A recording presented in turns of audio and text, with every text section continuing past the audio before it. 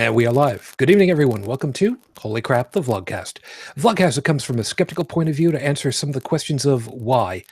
This vlogcast started as a combination of spite and the Streisand effect because people on Facebook, yeah, you know the expression about playing chess with a pigeon? Yeah. Part of this is to follow through with the old adage, sometimes the journey is more important than the destination.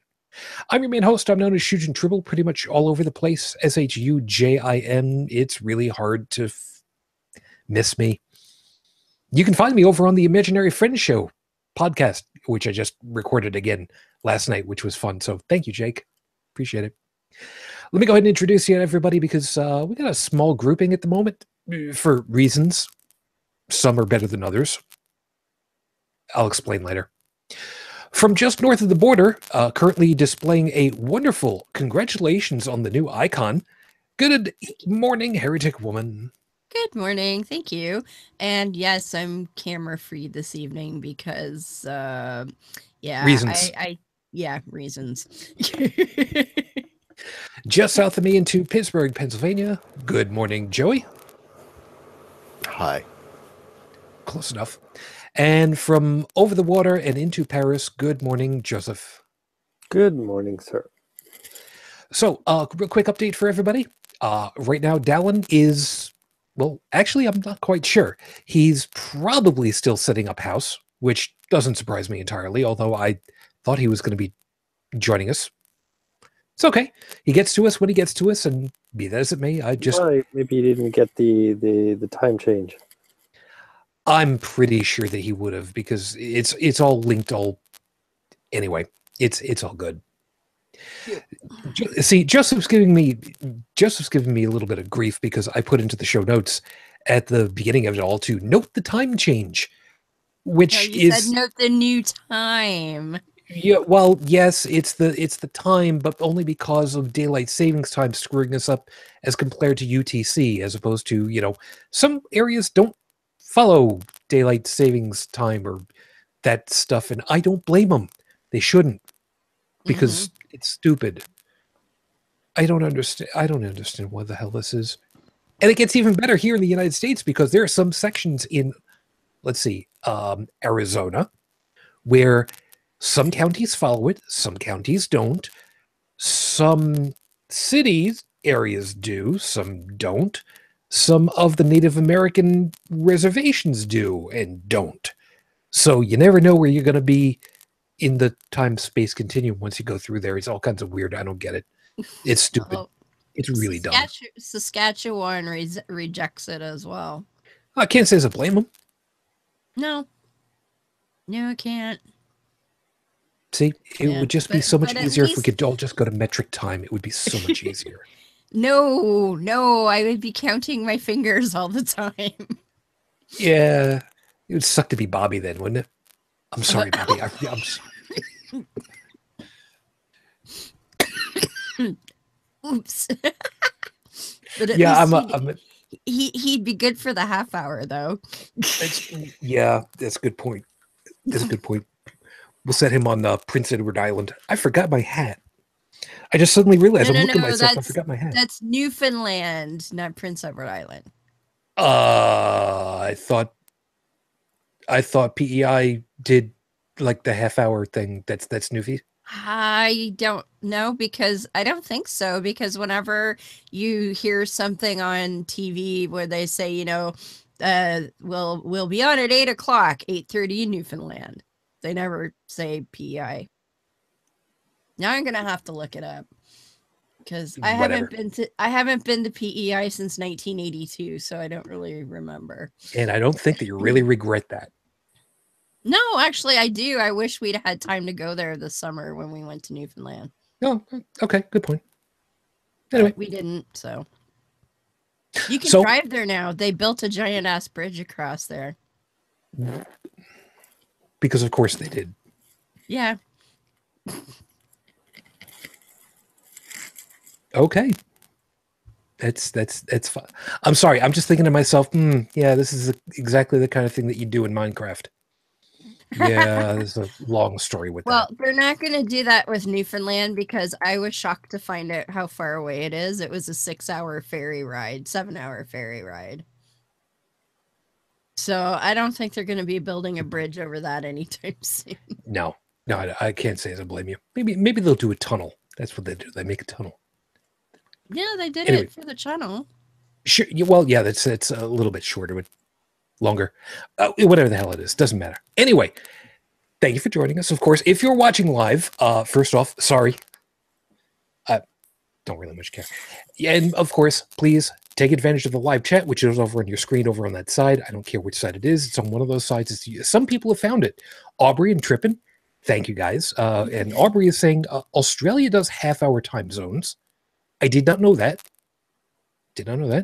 And Nepal is so many hours and 45 minutes ahead of GMT. What?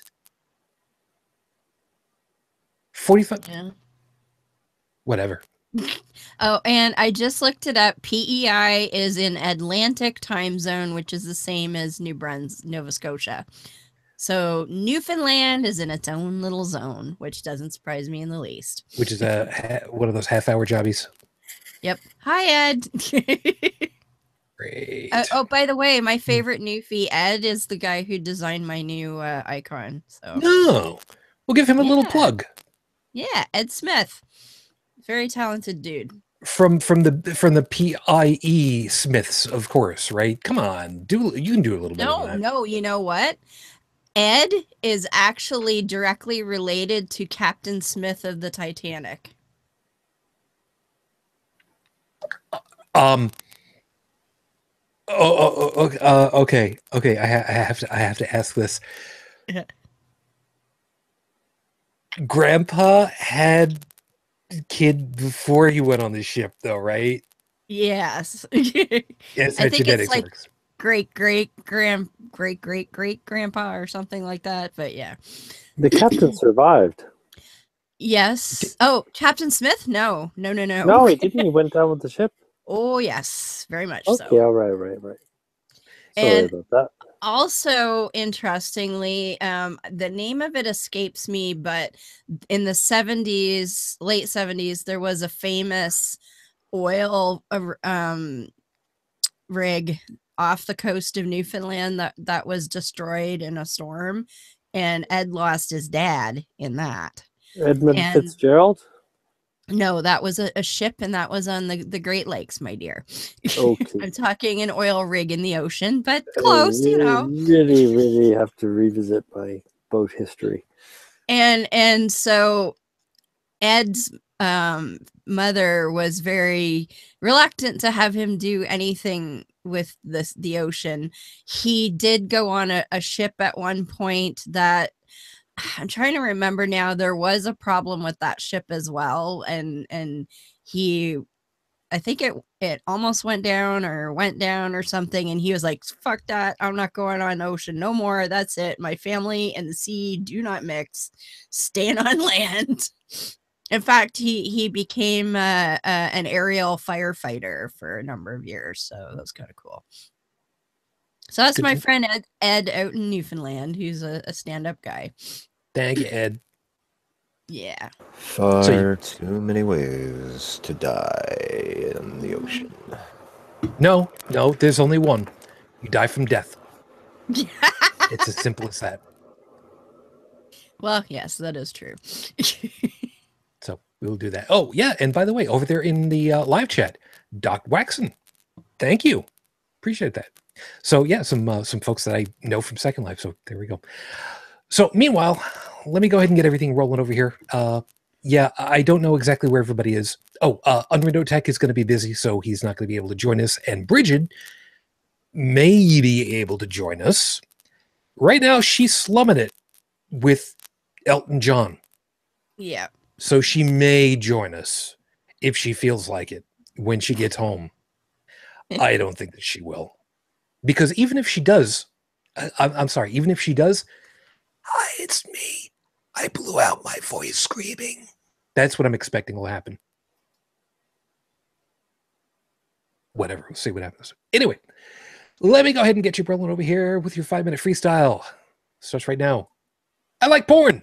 I'm going to go ahead and I'm going to say it. I'm going to proclaim it out there proudly.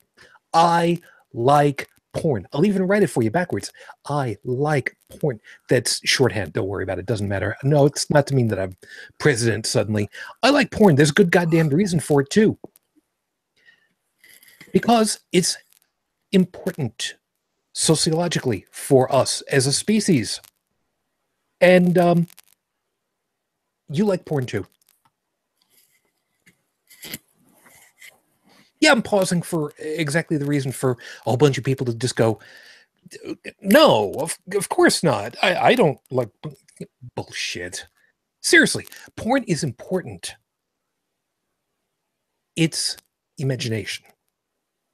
It's our baser instincts. One of the most important instincts in any organism is procreation. Seriously, think about it. Without procreation, you're a dead end, genetically speaking. That's it. Done. You're gone. Finito. Procreation is good. Now, why is porn good? Again, because it's imagination. It's not reality. I mean, seriously, how many times have you needed to have a plumber called to fix your pipes? That doesn't happen anymore. And even when it did, the likelihood of you having, well, let's call it conjugal relations with said professional was not real likely. And even then, the likelihood of not getting pregnant would be less likely. And if everybody was doing the pipe layer, yeah, you can kind of see where this is going. Well, I do all my own plumbing, so no. And depending as to how you want to look at it, so do I. So why is porn important? Because imagination gives us an outlet. It really does. I mean, think about it. If you wanted to go ahead and shoot somebody to death, big time, I mean, just go out there and blow people away. Well, if you did that in reality, well, you'd make the evening news here in the United States, locally.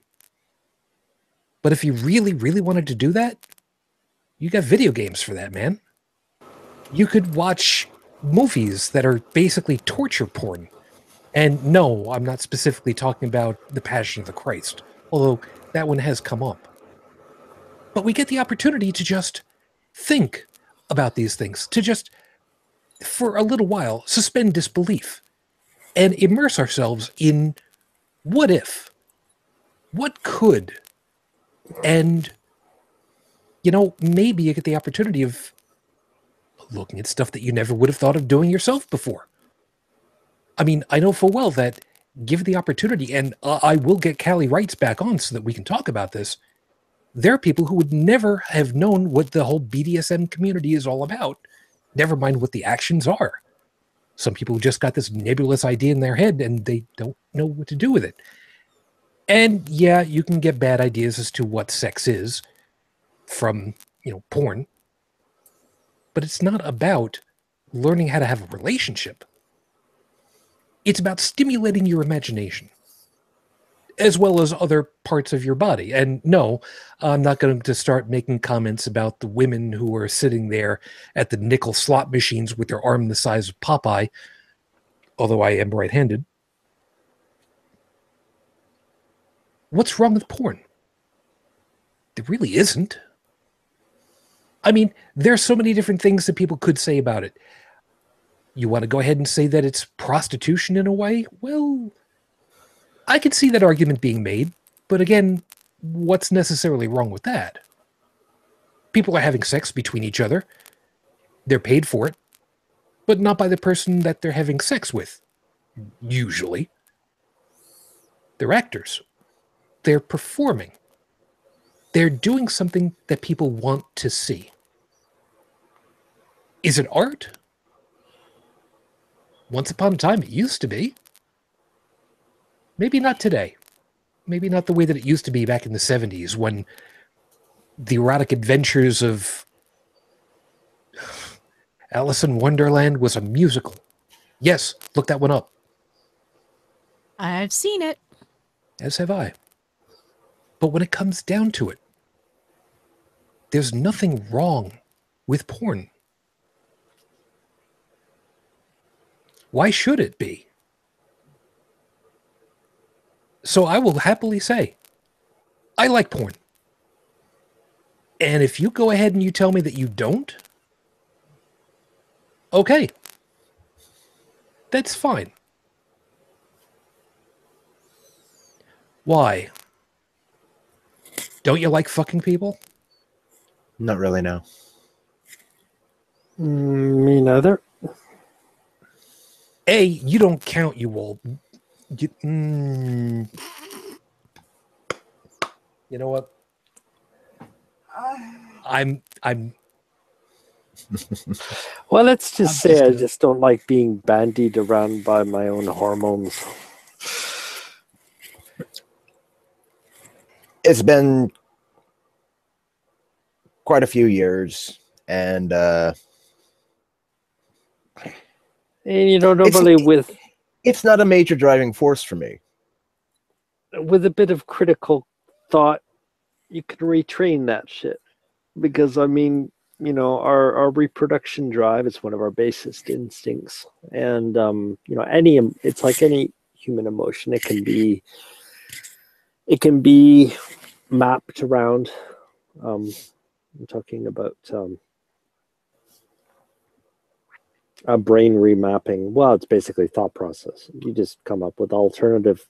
You know, we start out life with a few base instincts, which are pretty more or less essential to our survival and the survival of the species. But not all of them are very socially acceptable today. I'm not talking about porn there, but I'm just saying I'm talking about like you know, like I think humans 10,000 years ago were pretty aggressive, rapey, yeah, not very sociable. There are 2 points that have been addressed thus far that I'd like to quickly just say my piece on. Do. One, when you use the example of going out and killing a whole lot of people, I have a counterpoint for that. Back home, they'd throw me in jail and throw away the key. But here, they give me a fucking medal, sir. The other point, okay. I enlisted in the Army. I entered the delayed. I was in the delayed entry program, so I entered when I was 17. And then when I turned 18 and I finished school, I shipped out. And I was in the military for 8 years, deployed for a pretty good portion of it, overseas for the majority of it. And there's a difference between deployment and overseas, just so people understand. But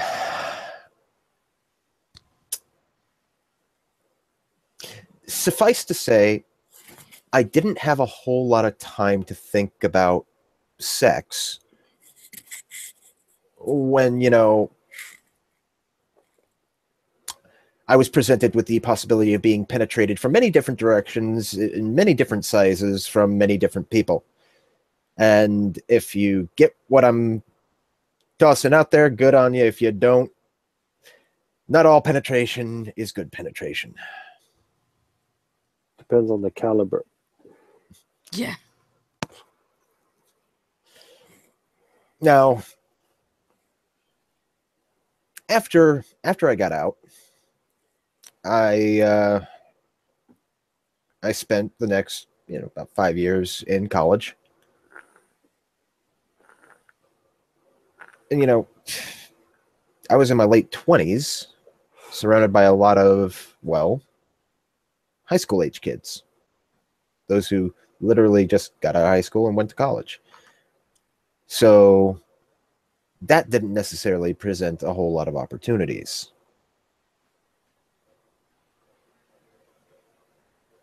Plus, it was an art school, and a lot of people were weird. Define weird. They were in art school. I think that in and of itself pretty well sums it up. Okay, if you say so. Weird to me, not just because it was an art school, but also because, you know, this was a different generation that I was dealing with. Yeah, I'll go with that. You got to remember, I was raised for the most part in the 80s and 90s in rural Ohio, and before that I was, you know, I spent a short time in a very urban area of Chicago. So I guess on one hand, maybe I just missed the boat.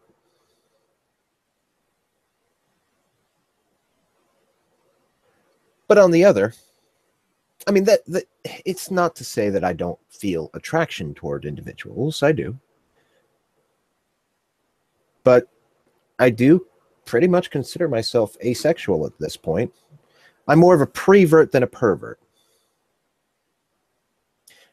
Prevert, I just think about it every now and then. But I do have a rational reason for not wanting to procreate. And that is because, genetically speaking, if you'll excuse the terminology, you know, I won't even go there, but I'm pretty screwed up on a genetic level. I've got some certain genes that come in from my, particularly my father's side of the family, that I inherited and that I personally don't care to pass on.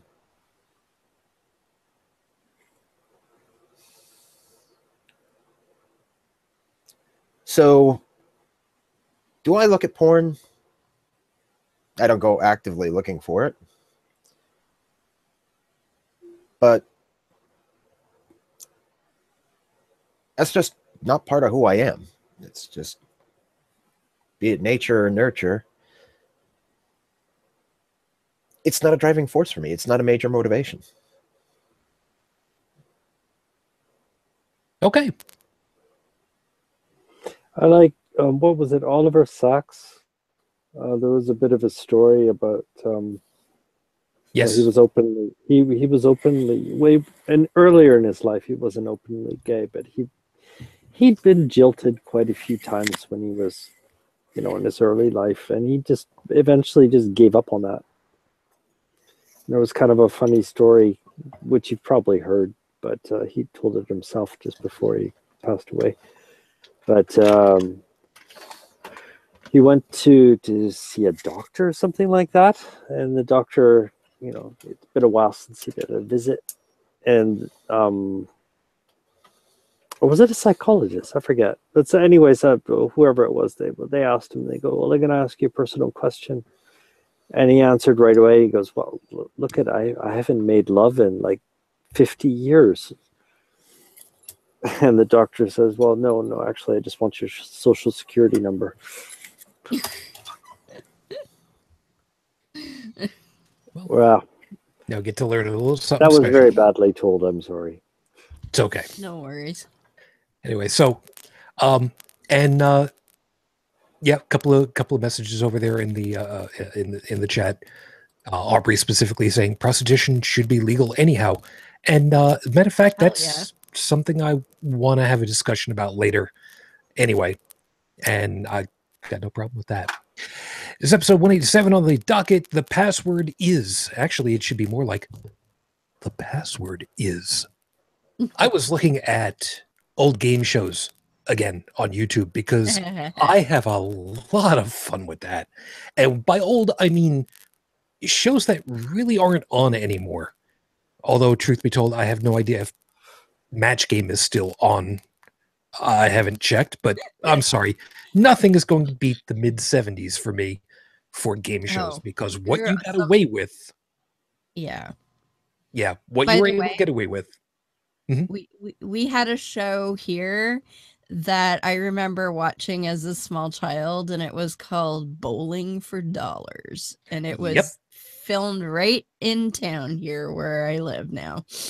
I remember watching that. And thinking to myself, how did these guys bowl 300 games? Really? People actually do Yeah. that? Yeah. Okay, learn something new. Anyway, so the rules of password are kind of like this. You have two teams of two players. One person on the team gets a word, and they have to try to get their partner to say that word by giving them another word to try to associate with it. For instance, there was a clue that was given to Betty White. You know Betty White. Her partner, I forget what the word was supposed to be. I think the word was supposed to have been croak. And her partner said bull. And the host leaned over laughing and grabbed her by the shoulder and said, no, I know how you operate. Don't say this. Don't say what you're thinking. Everybody's dying laughing because she's putting on the innocent look, this wonderful Betty White. P.S. Betty at this time was married to the host of the show. So he would know. So after everybody finally calms down, she finally answers frog, which made everybody absolutely die laughing because they knew whatever it was going to be was supposed to have been bleeped. And she was brilliant about it. But it's kind of a free word association kind of thing. You can give inflections, you can kind of play around with the words a little bit. But I remember, is this the one where you can't say something obvious like ribbit? Wasn't it called Pyramid or something? Well, Pyramid was similar, but I remember Password was a different game. Yes. Okay. So so the idea of it is, holy mother of Christ. Well, isn't this something? She's actually visible and I'm off camera. Ladies and gentlemen, fresh off the boat from the Elton John concert, Brigid, I have $5 down that says that you blew out your voice. No. Damn it. But I owe somebody $5. But I am having to wear a little heating pad because my neck and back are just going, eh. Can't say as I blame you. So welcome, you made it. Anyway, so so the idea of it is, we've talked the last couple of weeks about atheism versus, well, pretty much every other hat. And I kind of want to have a little bit of a talk about how do we explain to people what we are as atheists, as skeptics, without people going, well, you're a Satanist or you're whatever the hell else that they're going to misinterpret it as. How do we get the point across? What can we say, or better yet, not say, to make sure that people understand where we're coming from the best that we can? Make an explanatory porno? You know, I've considered that, but considering that there is a live-action My Little Pony porno parody out there. Just trying to link it back in. Okay. See, now this would have been a good week to have Foda back on because he does make his own porn. Yeah, you know what? That's that. No. Well, he says he does. I don't need that. I don't need that. So anyway. So, as usual, before we get to that, Heretic Woman, the only thing that I've seen in the news about Rafe Badawi this week was specifically a lot of protests that have been going on specifically this week. Yeah, and I've been kind of out of touch with everything this week, so I haven't... Well, you've been a little busy. Yeah. Yeah, but yeah, you know, knowing the way that things operate. I have not seen anything. Yeah, I mean, knowing the way that things operate, I'm sure with the 14 dozen web browser tabs you have open at any one time, one never knows. You don't run. I have not seen anything. I think it was literally that. No. Yeah. What I don't know if anybody else noticed though, last week there was something like 11 Saudi princes and higher ups in the government that were thrown in jail by the heir to the throne. So people are speculating that perhaps this guy might actually reform things for the better. So one can only hope.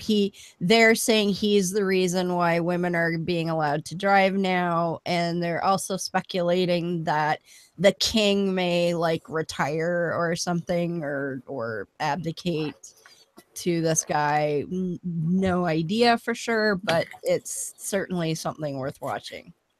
I don't know. Maybe this is the guy that's the guy that's responsible for getting a robot made a citizen, which I found interesting that it was a female robot and they didn't make her wear a potato sack. Yeah. Now, how much truth there is behind all that, I don't know. I gotta do a deep dive on that. All I've seen are the headlines that look like they should be something out of The Onion, which is, of course, all the more reason why I need to look it over and go, yeah, I need to pull this up in Chrome so I can have Google translate this for me. Thanks. Appreciate that. We'll see. In any case, however, with no new news, which is, again, more the norm than not, this show now marks 5 years, 4 months, 26 days since Raif Badawi was unjustly incarcerated for thought crime. Our hopes and our thoughts are still with you and your family. We're hoping for you. So, like I said, we've had more than our fair share of vitriol, of yelling and screaming, at name calling, at threats, death threats, rocks through windows, spray painted cars, keyed cars, paint on houses, spray paint, you name it, it's been done. And that's just freaking annoying, to put it mildly. However, the least we can do is try to figure out, how do we explain to people we're not the bad guy? How do we explain to people what a skeptic is, what an atheist is, and more importantly, how do we make sure that they don't fuck it up for the rest of us all? That's just, for anybody that's catching. I think that's 3. I got the third one. Well, comparing the two themselves, an atheist is, if you break down the word, it is without a god, a deity, whatever.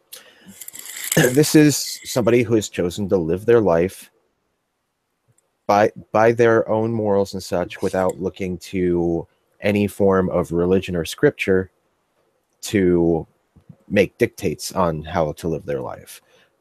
They either believe that there is no God, or they at least question the existence of a God. Skeptics, not all atheists are skeptics, because there are some who will believe in things that a skeptic wouldn't.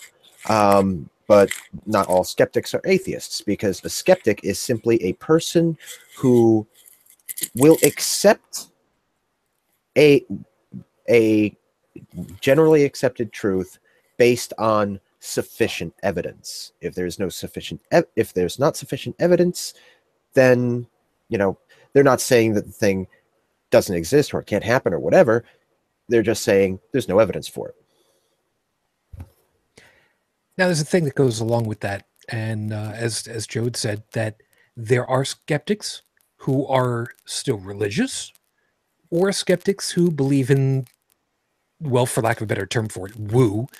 And generally speaking, we try to refer to those as bad skeptics, because it all comes down to, can you prove it? And that's really what a skeptic's, if anything could be called a credo for a skeptic, that's probably it. Can you prove it? And selective skepticism is in skepticism. Sorry. You're fine. Addressing the example that you made earlier.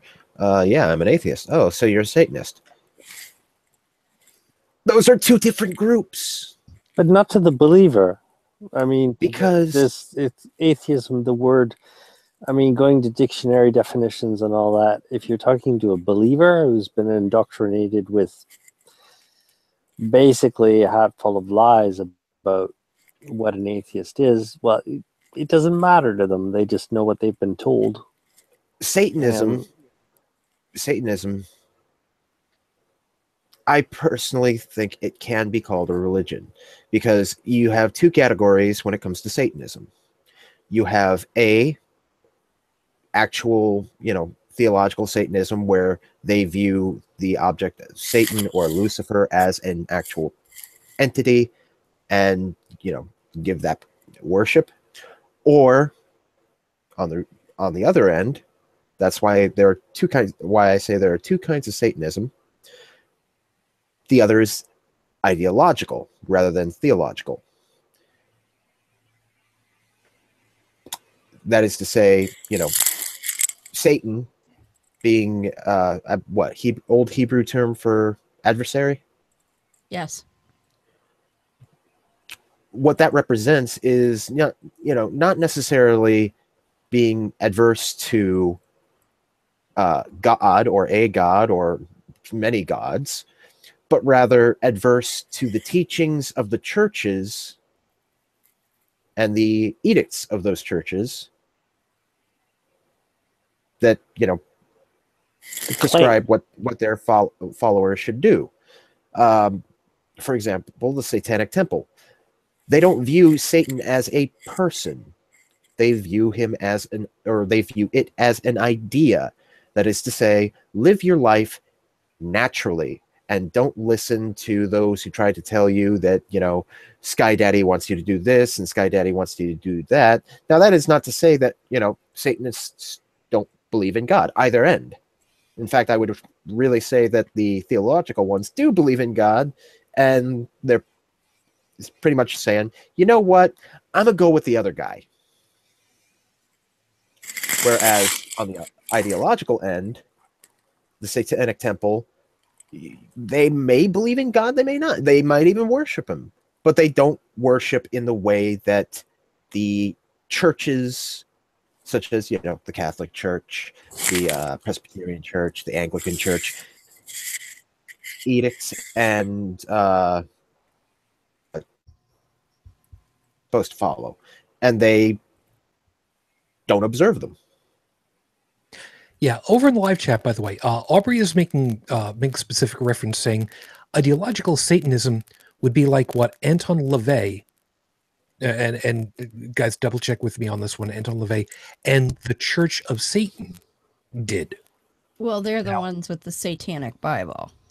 Right. Now, who was it that had started, quote unquote, the Satanic Temple, TST? Lucian Greaves? Yes, Lucian Greaves. Yes. Okay. Who I would love to have on the show personally. We did have someone who was or may still be in the Satanic Temple many moons ago. Reap Payton. Reap. Yep. Reap was a wonderful guest to be on with us. And yeah, the Satanic Temple are typically the ones who will go out of their way to say, well, you guys here at the elementary school, you're allowing a church group to come in and do their thing. Well, we're a church group too. We'd like permission to go ahead and do our thing too, please, under the same auspice. And legally, you have to do that. Yep. And then what ends up happening is they throw a shit fit and say, well, we're not going to let you in there. You're either going to do it or you're going to close down. Yep. Because the beauty is they're not actually interested in proselytizing. They just want to point out how the Christians will assume it's okay for them, but no one else.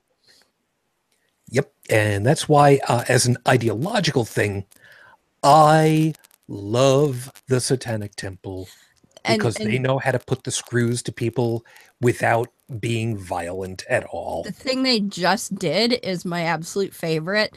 I can't remember what state it is, but there was a state that had enacted a bunch of legislation aimed at further restricting abortion.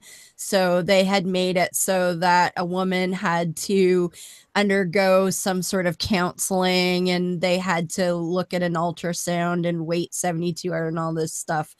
And the Satanic Temple took the state to court and said that those things were against their religion as Satanists, and that if a Satanic Temple member was forced to undergo those things, it would be again violating her religious principles, and they won. And I love it. Perfect. And yeah, Joe. And just for the sake of clarity, Aubrey's right with the Church of Satan or LaVeyan Satanism. Theirs is a strictly materialist organization. They do not. They reject the existence of the supernatural. So obviously, no God, no ghosts, spirits, anything of that sort. And they,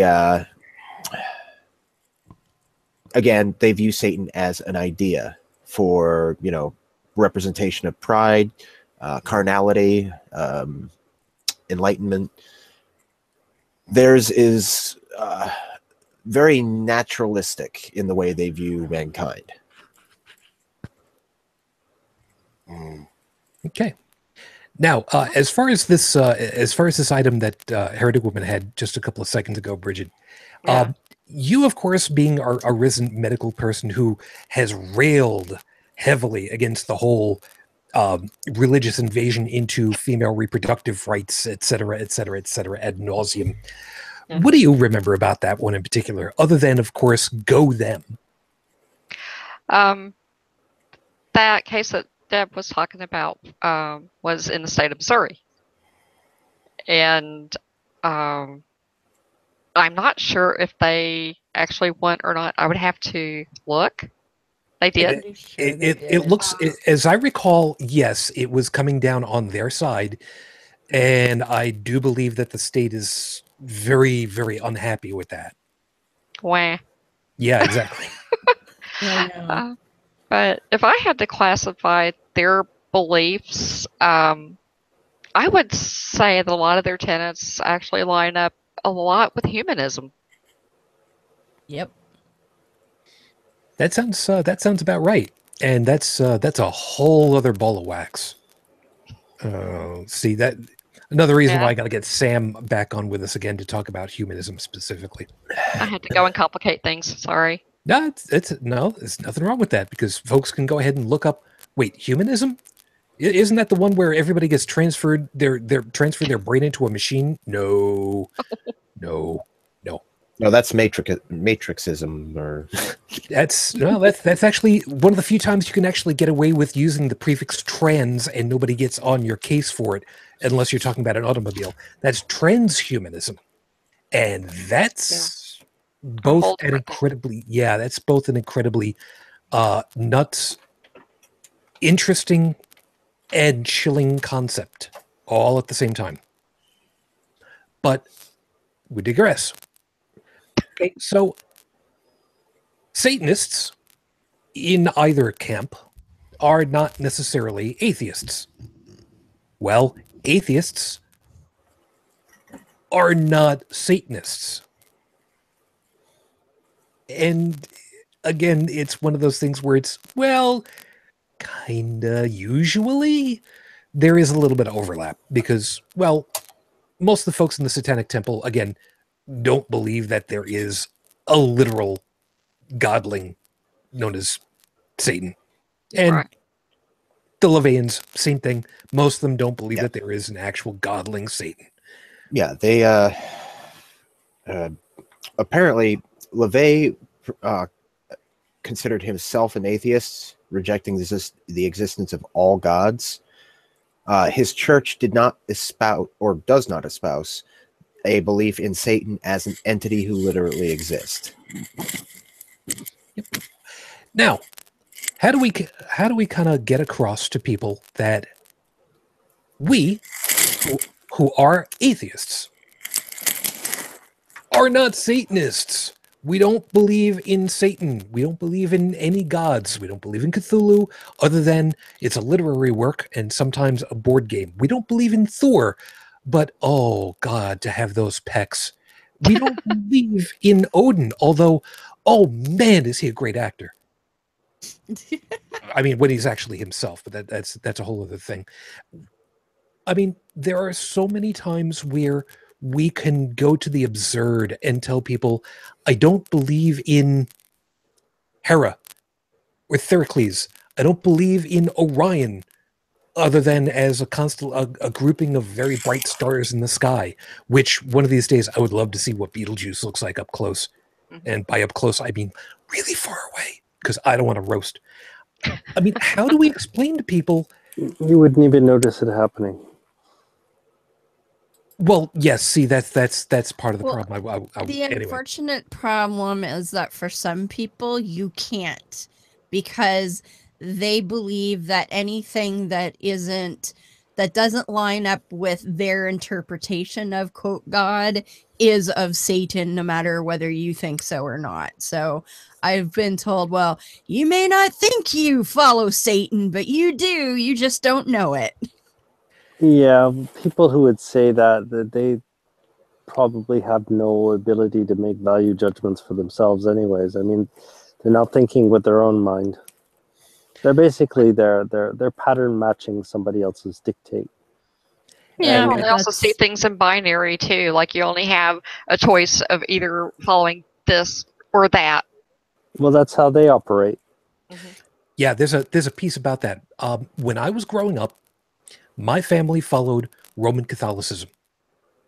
And I was taught that there was Catholics, Baptists, Christians, Jews. And you people are a bunch of idiots. And that was all I was taught. And Gentiles. Well, yes, but they were not their own.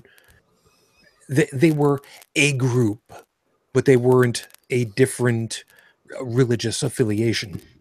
What exactly is a Gentile? Because for the Jews, a Gentile was just like a non-Jew. You know, I could show you on YouTube, but I really don't think that we want to swing that way, so to speak. For a Jew, it's a non-Jew. Mormons will often use the term Gentile as well, and so that would be a non-Mormon. Yeah, non-Mormon.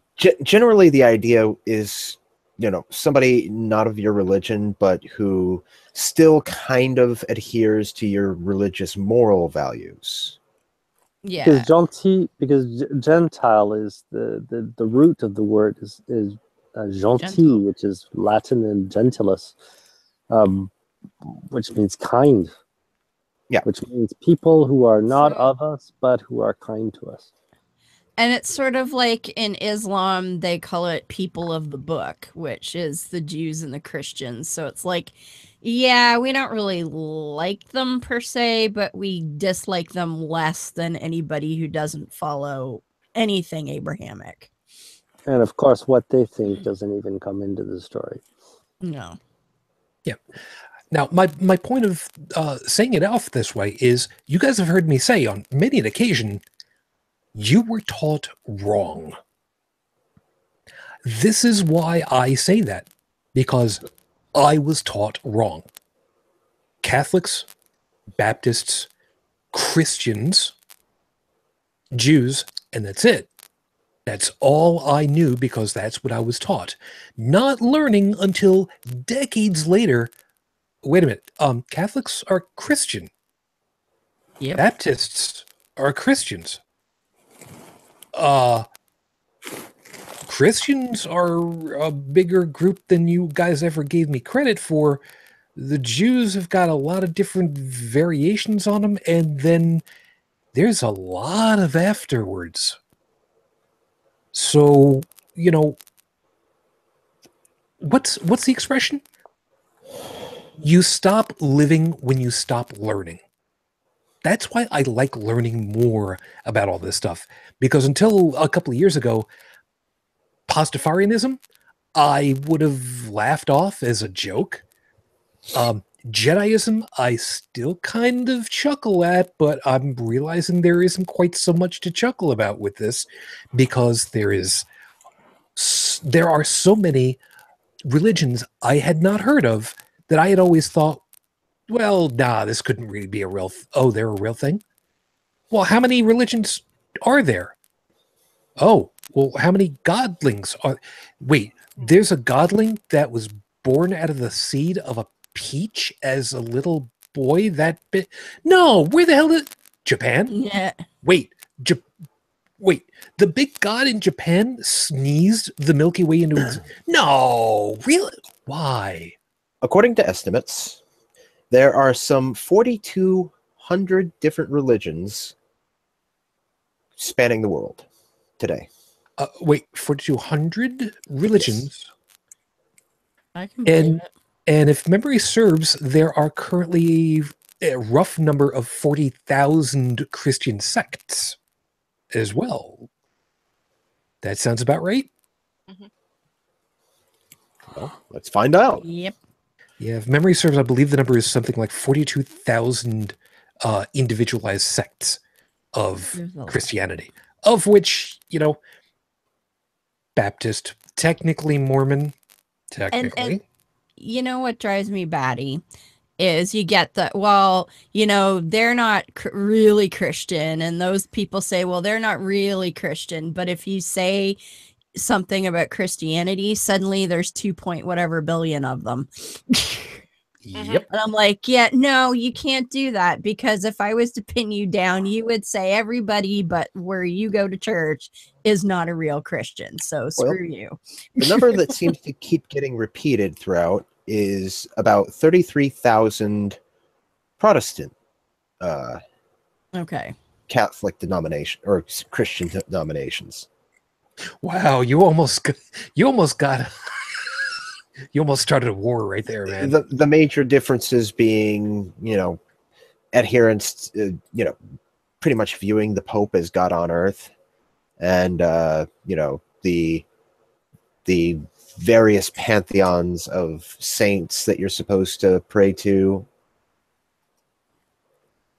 The Puritans say one of the very first Protestant religions, they said, no, we're not praying to Mary, we're not praying to Saint Christopher, we pray to God, and that's it. Yeah, whereas with us Catholics, and I say us, not that I'm with them anymore, but at the time, yeah, for we Christians, Catholics, I should say, especially the Italians, the Romans, we prayed to Mom, because Mom will grab you by the ear and talk to you and make you do whatever it is that Mom tells you to do, because that's Mom. And anybody that's been in an Italian family knows full well, you got Mom's ear, you got control of it all. No business at the table. And what makes me laugh is that Catholicism claims to be monotheistic. It's not. Yeah. Well, again, that's not. why I mentioned the pantheon of saints. Yep. Which in their own right are not viewed as deities of any sort, but rather agents who act under the will of God. That's the technical definition. Absolutely. Everybody prays to them like they're gods. Yep. Or to the angels. Yep. And just to prove just how crazy it is, there is one saint in Roman Catholicism, I shit you not, who is the patron saint of television. I shit you not. And there's why? There's ones I don't think that there's many much weirder than this one. And why was she the patron saint of television? Because in a sickened state, she had hallucinations of things happening that she saw on the wall of the room that she was confined into. So that made her the patron saint of television. Seriously, I shit you not. Well, I cannot make that one up. That is one of the requirements to become a saint, there has to be some form of miracle. Mhm. Yep. And, funny how those miracles are harder to come by these days. Now that everybody's got a film, well, not exactly film camera, but you know what I'm talking about. Yep. With them all the time. At least most of us do. Those that are living, past the 12th century. England. I was going to say Italy, but, I don't know what was going on in Italy at the time. All I know is England was dealing with... Anyway, never mind. Moving on. So I just had a quick look here. We've got Saint Barbara, who's the patron saint of firemen and people who work with explosives. We've got Saint Genesis of Rome, patron saint of comedies.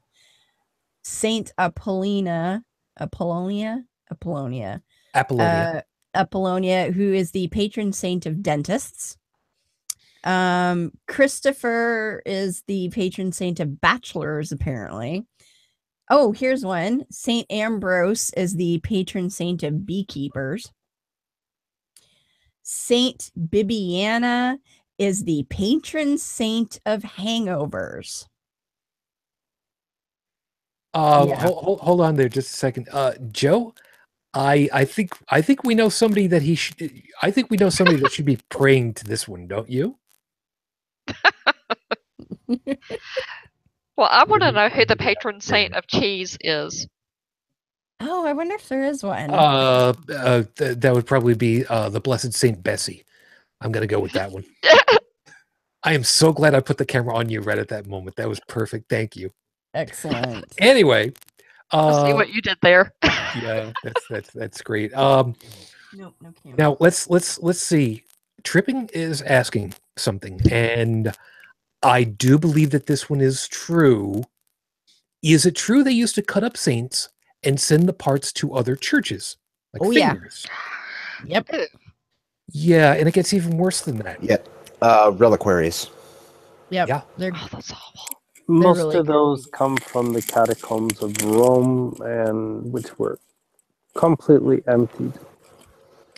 Yeah, and With all the relics being sent everywhere. yeah, Joey. I just have to share. Saint Isidore, patron saint of the internet. Yep. Oh, you just found what I just found. Saint Drogo. Yep, you just found what I just found. Patron saint of unattractive people. Yep. Saint Polycarp of Smyrna. That's my favorite. Patron saint of dysentery. What Saint a shitty Adrian job of for radio to have. I'm sorry. Saint Adrian of Nicodema. Patron saint of arms dealers. Yep. A patron saint of Rocky. Yeah. That's what I was thinking. Saint Saint Friard, patron saint against the fear of wasps. Oh, you forgot Saint Hubert of Liege, patron saint against rabies. Okay, yeah. Hold on a second. There is nothing wrong with being afraid of wasps. It was wasps, you said, right? Yes. Yeah.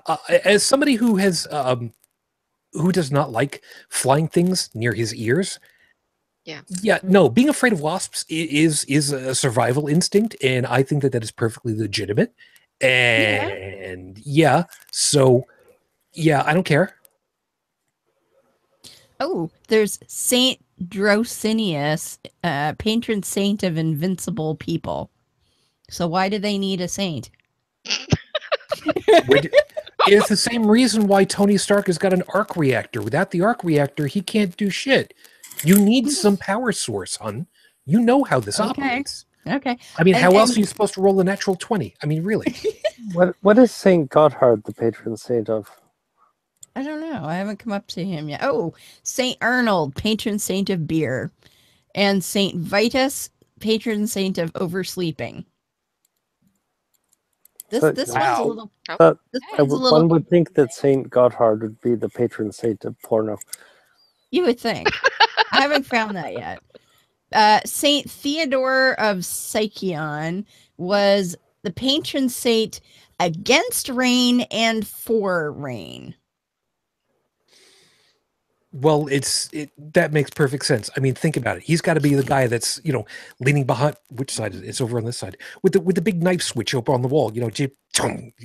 You know what I'm talking about. You guys who are just listening to the show, you're completely missing out on this great visual right about now. Just want you to know that. Now, Anyway. Saint Catherine of Alexandria is she's a very busy lady. Because she is the patron saint of unmarried girls, apologists, potters, spinners, archivists, dying people, educators, girls, jurists, knife sharpeners, lawyers, librarians, libraries, maidens. Oh, it goes for like 3 more lines. Wait. We need divine inspiration and assistance for knife sharpening? Apparently. Well, you could always slip. You also need it for stenographers, students, tanners, theologians, the University of Paris. So there you go, Joseph. Haberdashers, wheelwrights, the Philippines, and Greece. And I also missed mechanics, millers, hat makers, which is also a haberdasher, which is kind of repetitive. Which is still nurses, philosophers, preachers, scholars, school children, scribes, secretaries, spinsters. And then you get to the stenographers. So, yeah. She's a busy lady. Where does she find the time? I don't know, man. Okay, so let's St. Apollonia Dentistry Saint. Yeah, we got that one tripping. And okay, so let's just go on the skeptic side for a second. Oh yes, and by the way, over on the Discord side, Layla, knife sharpening is dangerous work. I agree, it is. It's not that dangerous. So let's go with this. You could lose a finger. You could, and generally speaking, if you do, you had it coming. So how about this? Skeptics would not believe that any such beings still exist, exert influence over the rest of the world and life in general for one reason and one reason only. You haven't shown that they do. Now, that is a very simple explanation of what a skeptic would do, what our modus operandi is, why we do what we do, why we say and why we think the way that we do. Now, we don't in all cases with everything. Generally speaking, we try to. But I believe that I could pretty well sum it up for both skeptics with, we ain't got time for all that shit. I mean, how many pages... Surviving. I'm sorry? We're too busy surviving. We make our own survival decisions, skeptics. Whereas, for me, religion, all this God stuff, it's just a big straw man, because it's, just a means to convince people not to decide things for themselves, to rely on a select group of humans to decide everything for them. And that's it. I mean, religion's basically is just humans telling other humans what to do and reaping the benefits of that advantage. And that's it. I mean, well, getting back to the atheism question about how you would explain that to someone, I think the simplest way to put it, it's what others have said before. You take all of these gods and goddesses that you don't believe in and just take it one further. And that's one that we've heard on many an occasion. Many times. Yeah. I think probably most famously from Christopher Hitchens and Matt Dillahunty most often. That's where I can remember hearing it from. I'm sorry. Damn it, I forgot what the hell his name was. Not Hitchens. Dawkins. Heard it from him often enough as well. You believe in one God and no others. out of all of those, I don't believe any of them. So what really separates you from me is one God. Well, unless you're Hindu, in which case, I mean, that number goes up exponentially like crazy. Yeah, Joseph. The millions. And there's also the need to, like, why do they need to believe that? I mean, that's another thing that's absent in the atheist. I mean, and I'm going back to that again, but I still say it's our, being responsible for our own survival. No, and I would tend to agree with it. But the problem of it is trying to figure out how can we get along the concept to these people who have the hardest time just wrapping their heads around that concept in the first place. Well, first you're going to have to teach them that it's actually okay to figure stuff out for yourself. And if you can't do that, there's no point in going any further at all. I can understand why a lot of people, perhaps even yourself, would not want to. This may sound mean-spirited. It's not meant to be. I'm just condensing the idea for brevity, which I've just completely shot by giving the little caveat right there. I don't believe in the lost cause idea. I really don't. I'm not saying a lost cause. I'm just saying that if you want to change somebody's mind, if you can't convince them that it's okay to change their mind or actually, see reason in something, then how are you supposed to reason with them? That's right. Right. And there are a number of cases where people will say, why even bother at that point? But I'm not saying that. Okay, then I misunderstood. I think he's saying if someone were to come out and say that there's nothing that you could say that would make me change my mind or question, then the conversation's over. There's nothing to talk about. Yep. Right. But you got to start. I'm just saying. You asked like how to go there. Well, I'm just saying. That's the first step. That's all. It's a question of trust. You have to get them to trust you, and only when they trust you will they, begin to consider accepting or maybe start running stuff through their head, stuff you're saying. Yeah, and I think that's part of the problem. There are so many times when we've heard atheists be told, incorrectly, highly incorrectly, and kind of bring it back from before, you're just Satanist. You just believe in Satan. That's a straw man. I mean, it's just like it is, but unfortunately, lies. I mean, just like. But the sad thing is, a lot of them truly believe that. Like I said before, they're if you're not of my quote tribe, then everything else is Satan.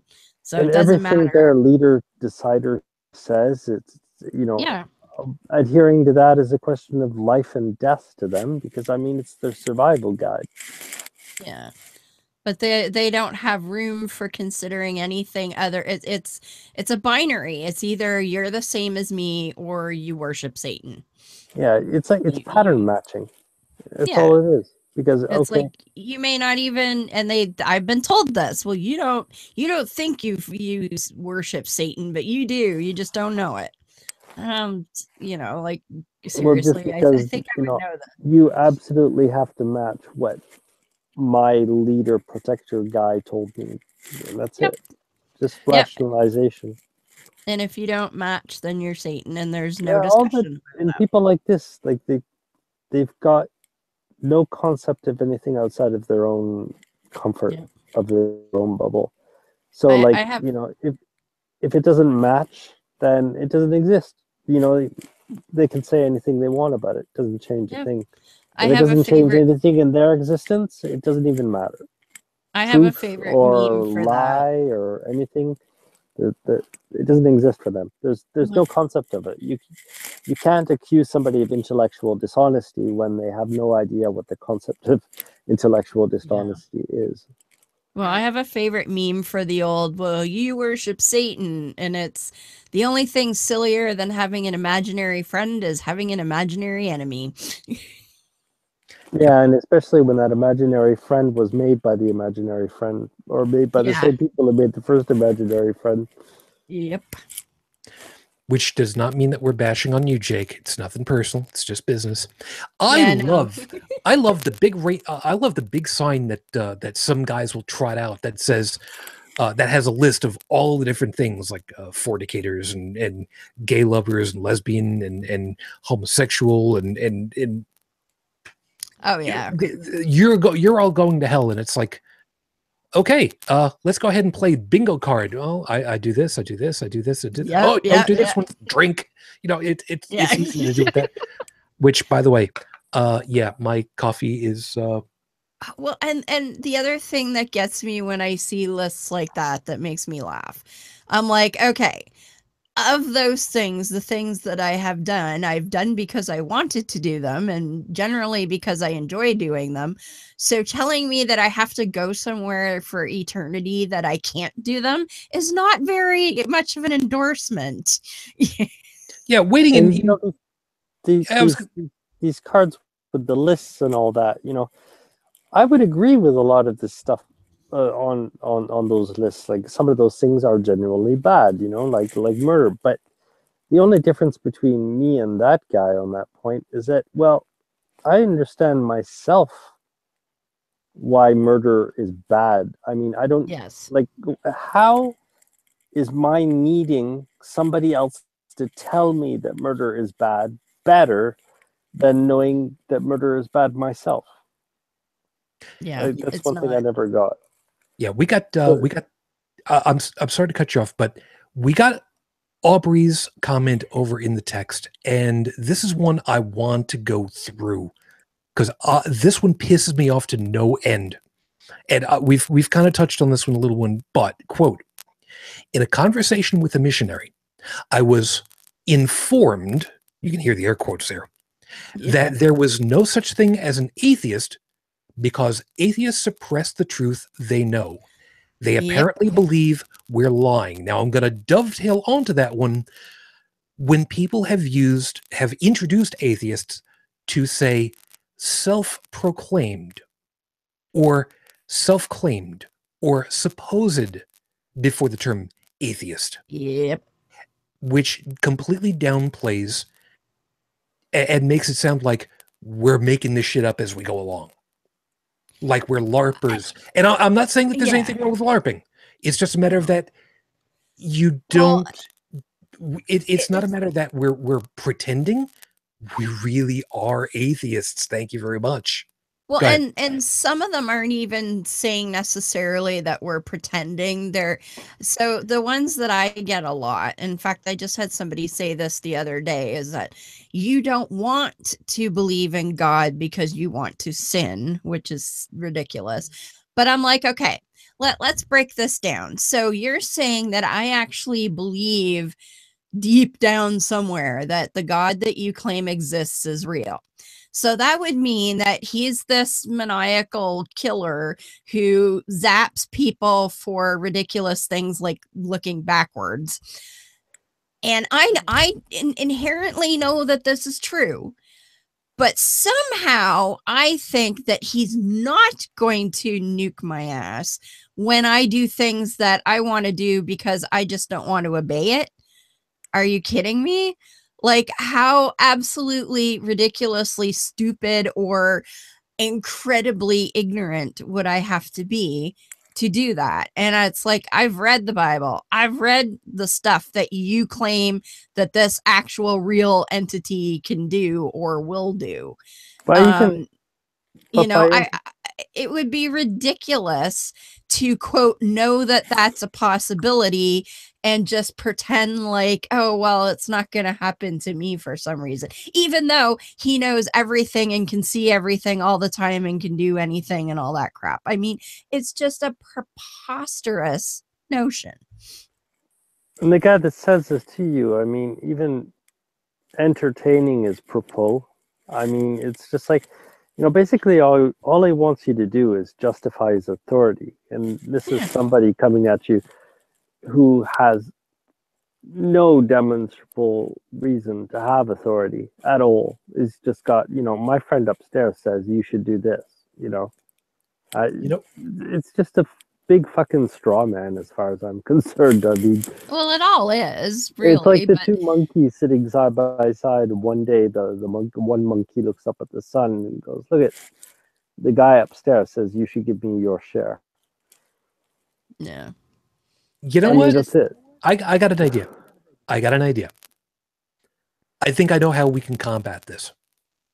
Okay. And this is a money making venture. And okay, try to picture this a second. Freeze dried, kind of like the astronaut ice cream, which no astronaut has ever used, by the way. Yes. Which fucking pisses me off. Thought that was hilarious. I love that stuff. But anyway, freeze dried. Terrible. Rectangles of bacon. Credit card sized, and then laminated with divots cut in the top and the bottom, so that whenever we come up with these guys, we can take it out of our wallet. I don't believe in God. You think I'm lying? Oh, look what I have here. Bacon. Guess what? I just had bacon. And what does it say in your book about, oh, look, it's printed right on the side of this, embossed here.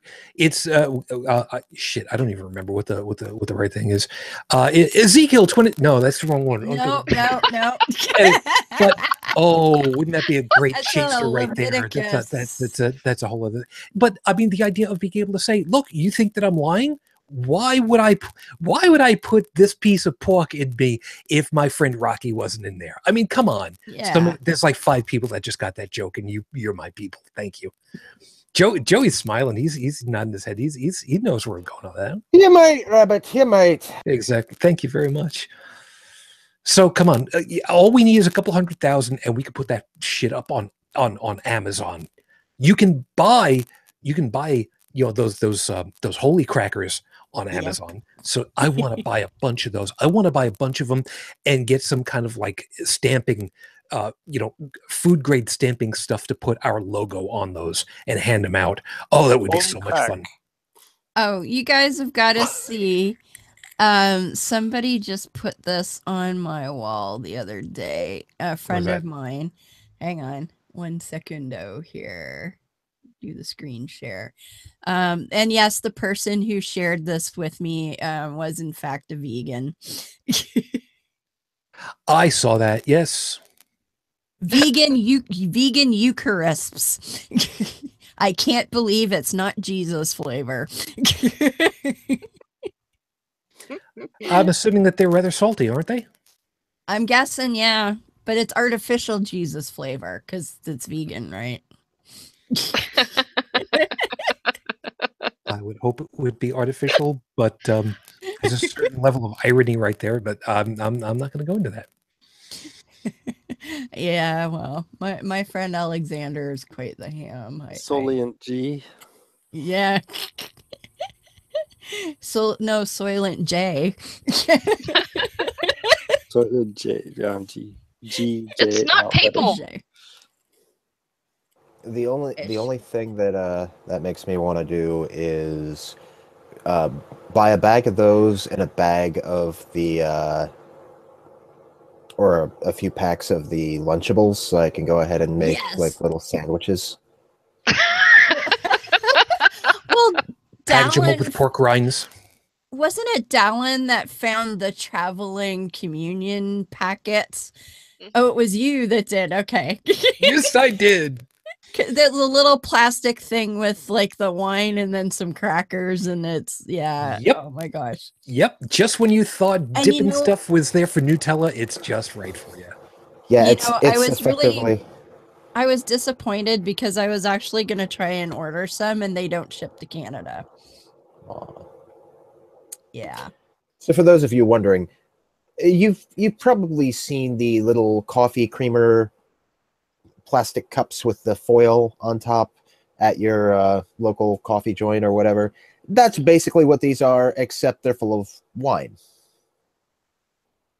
Yep. or supposed wine. Yep. That's Some wine, semi-flavored something liquid. Grape juice.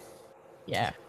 It's grape juice. My good man, with all due respect, you do realize, of course, that wine, by its very nature, is grape juice.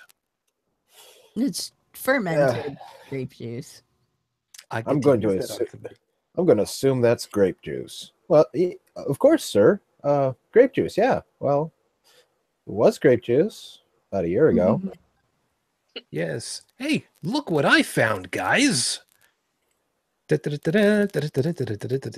grape it juice is. is old. What you got? 1,000 there they are. B&H Church Supply Communion Wafer 1,000 piece, $16. See, I was gonna order some of those, but they didn't ship here. Yes. So some of those. You know what I was gonna do? I was gonna dip them in different colors of food coloring and string them together for a Christmas garland. Some of those and some Tostitos mild salsa. There you go. Yeah, that could be it. And I'm looking through. Oh Salsa no! con queso. Salsa con queso. Are they gluten free? You Funny can get them enough, gluten free. there is a gluten-free version. But the Catholic Church recently came out against gluten free. That's right. That's right. So if you're gluten intolerant, You're going to hell because you can't take communion. Jesus says, "Screw you." Do you think Jesus would mind being slathered in Nutella?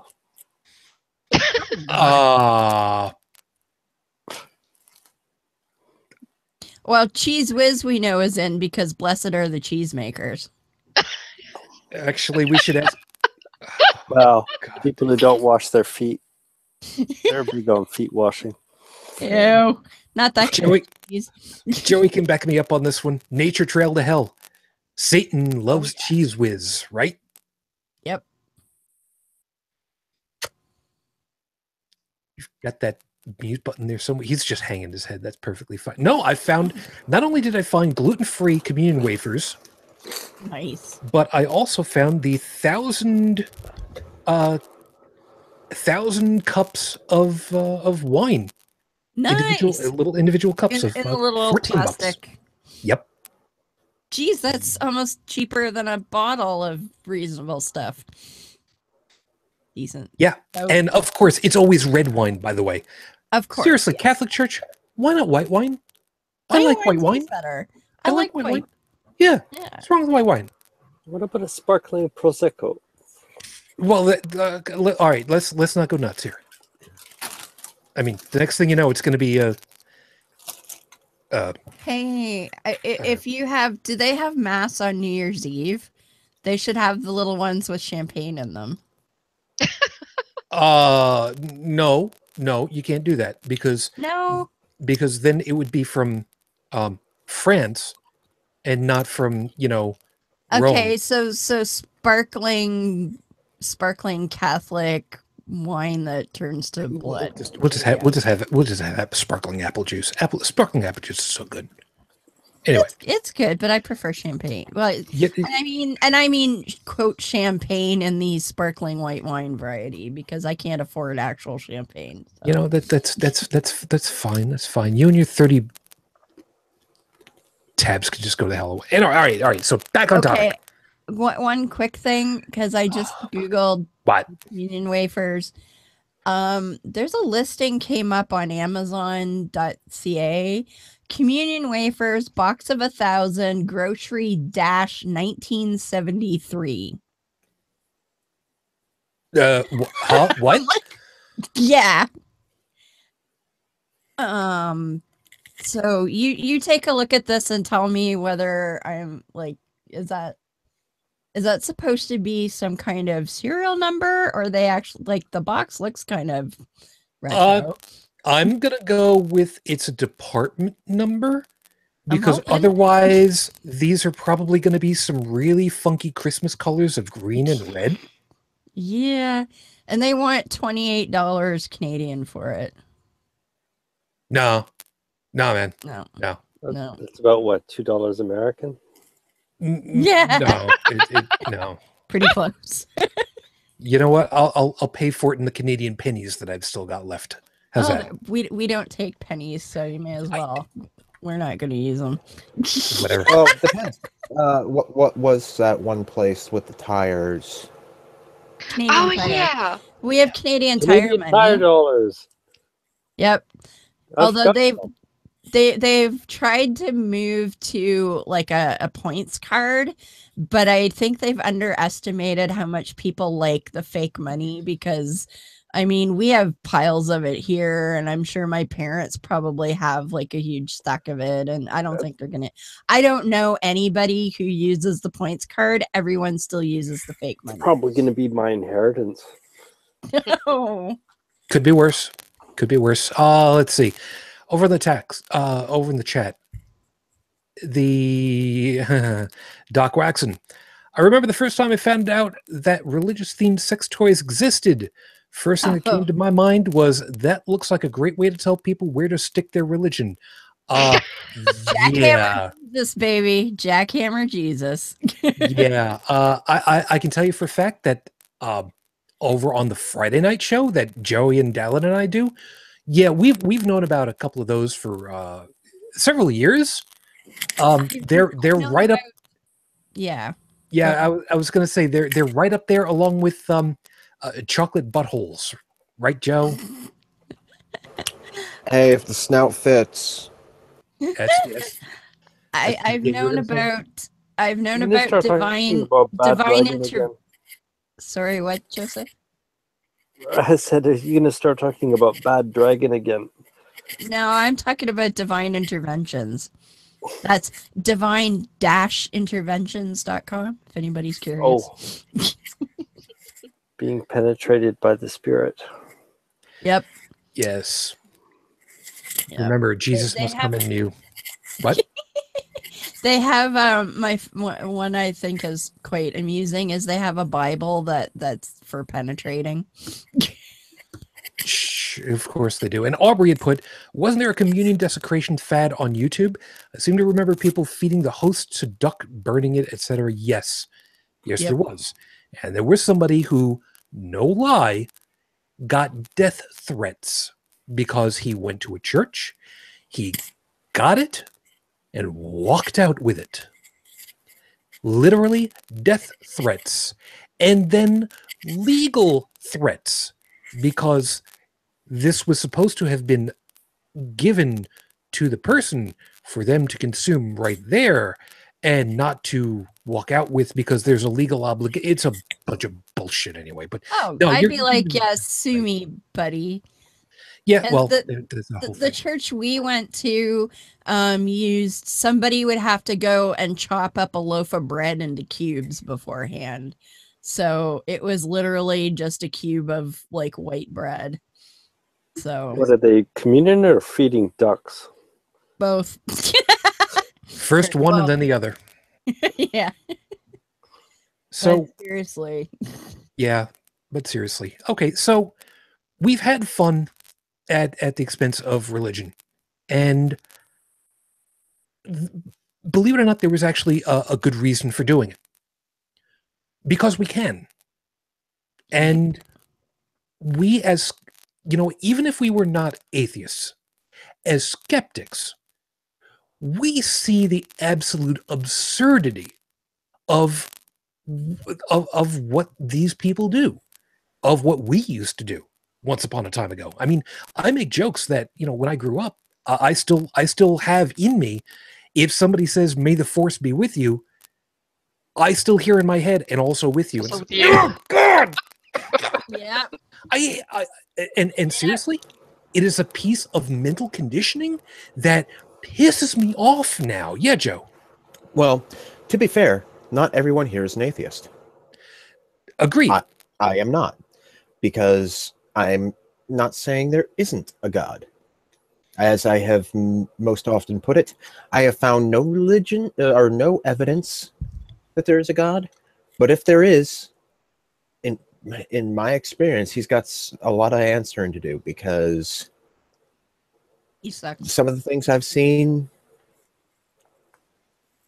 Do not convince me the existence of a loving, benevolent God. Okay, then let's give you the test. Which God do you believe exists? I have no evidence for any of them. That is not the question. Yeah. Which God do you believe exists?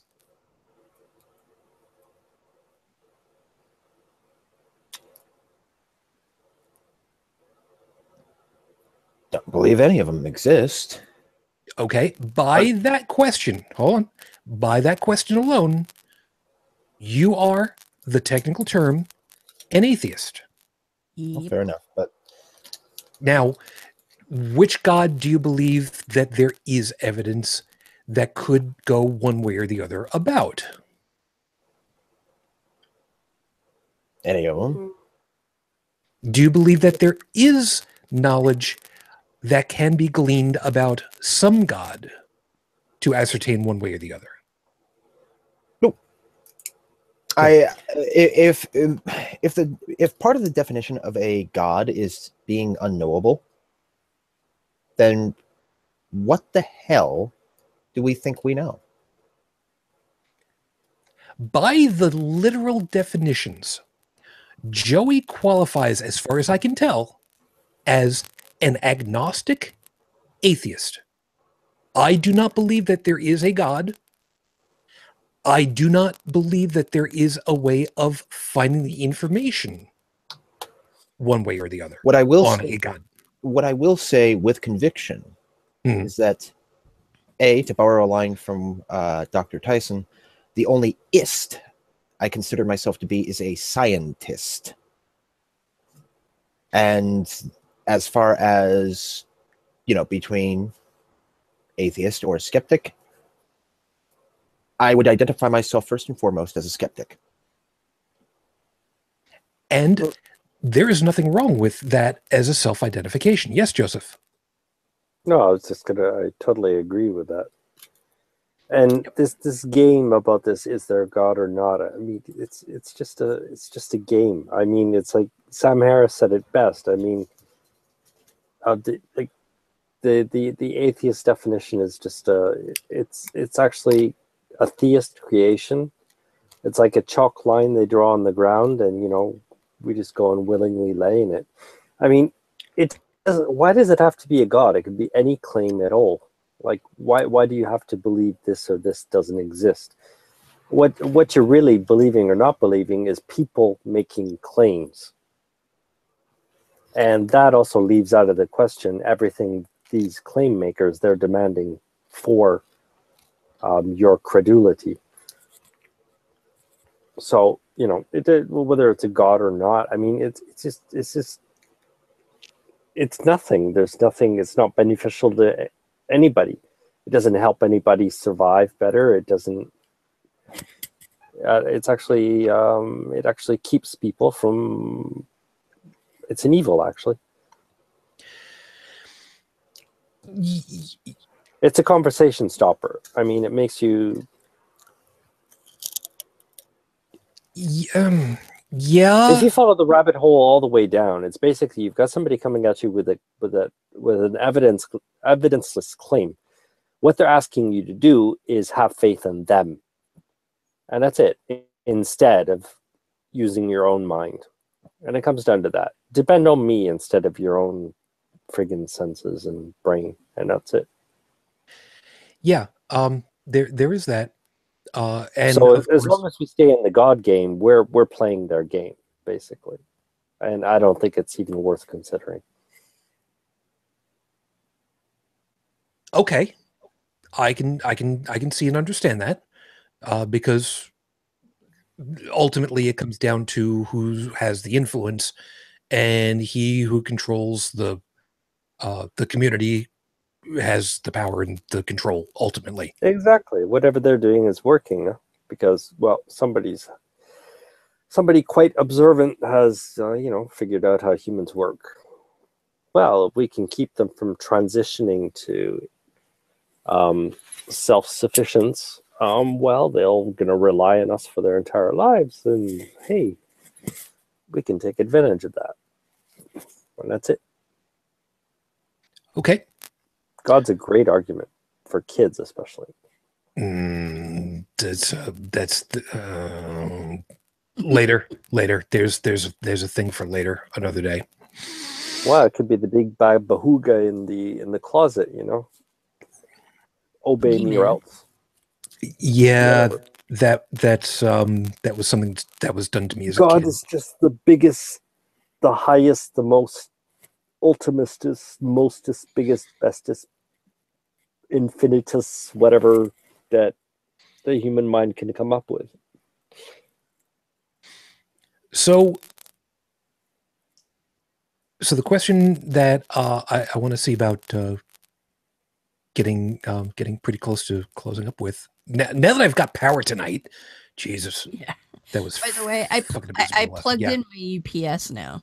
Oh, did you? Yes, I did. Well, thank you ever so much. That's so much better when you do. Yeah. By the way, those of you that didn't know about it last week, when I had to close up early, as soon as I hit the stop the hangout, my computer went through a power down, like literally right after. I wasn't sure if the show last night actually got the signal to YouTube to shut everything down. That's how close I was. I was right there. Anyway. You were frozen with a lovely half expression on your face for several minutes. It was awesome. Great. All right. So anyway. All right. So I was throwing popcorn at the screen, but great. I'll make popcorn for myself tonight before I go to sleep. Anyway. So less Adam that we got to deal with here. We end up with people who refuse to follow through with allowing us to define ourselves. You say that you don't believe, but there is no such thing as a non-believer. You know in your heart, which, oh shit, who is it that keeps using that expression? Is it Satan? It's Satan. Okay.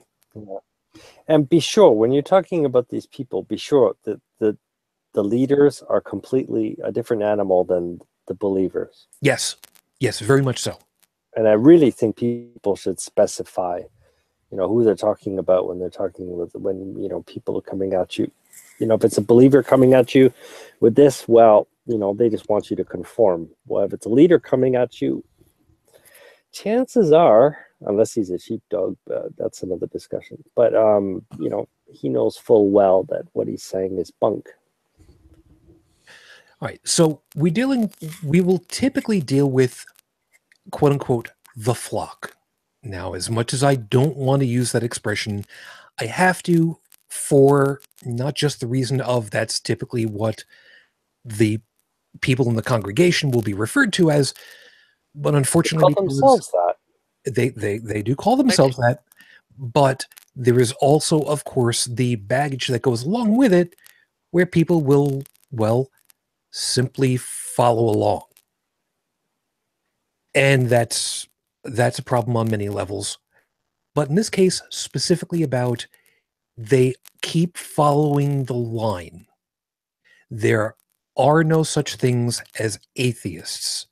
There are people who have fallen aside, who have lied to themselves, who believe but refuse to believe, that in their heart know the truth, that are just haven't heard the word, whatever bullshit line they want to use to try to say that we are not what we claim to be, that we're lying about our own self-expression, our own self-labeling, that they want to push the label onto us.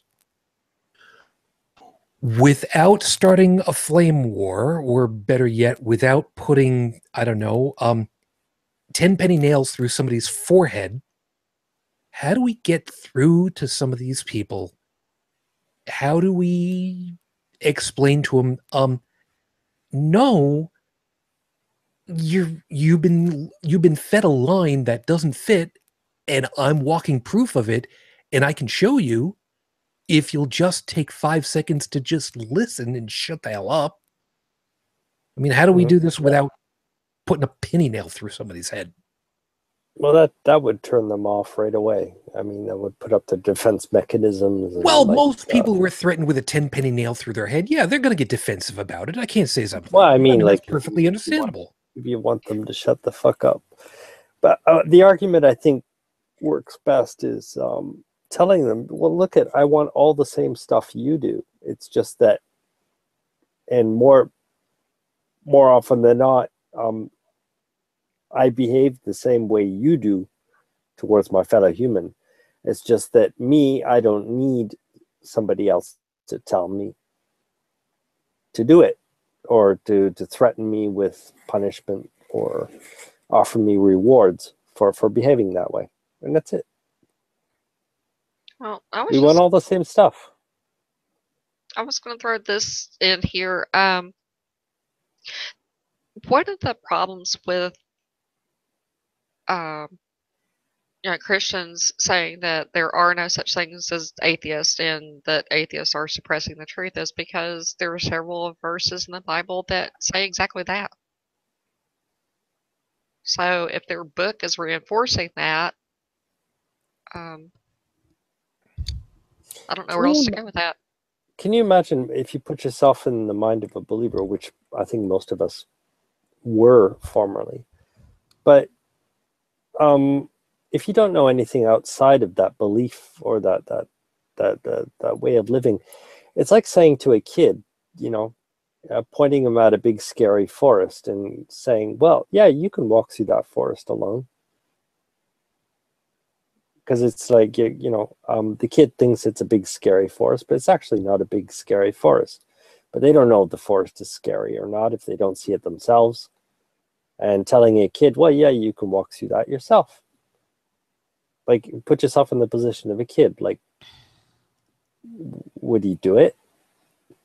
Like, what would that forest be to him? Like that act. Like, why would he even go there? Do you see where I'm going with that? Probably not the best analogy, but it's just like the possibility doesn't even really exist, and it can't in their mind. In their mind, going into that forest would be certain death. Yeah, which in a way doesn't sound too much different from like I was saying earlier, how I was taught. There's Catholics, there's Baptists, there's Christians, there's Jews, and that's it. You don't know that there is anything more because you're not given good information to even begin with. This is your home, and everything else is danger, basically. Yeah. There's that. Funny enough, I was just looking, trying to find out if I've still got it. I do still have my copy of the first edition of the loose canon of the Flying Spaghetti Monster, and I want to go looking through that later to find out if there are any passages in there that specifically say that Pastafarians are the way, the truth, and the light oil through to,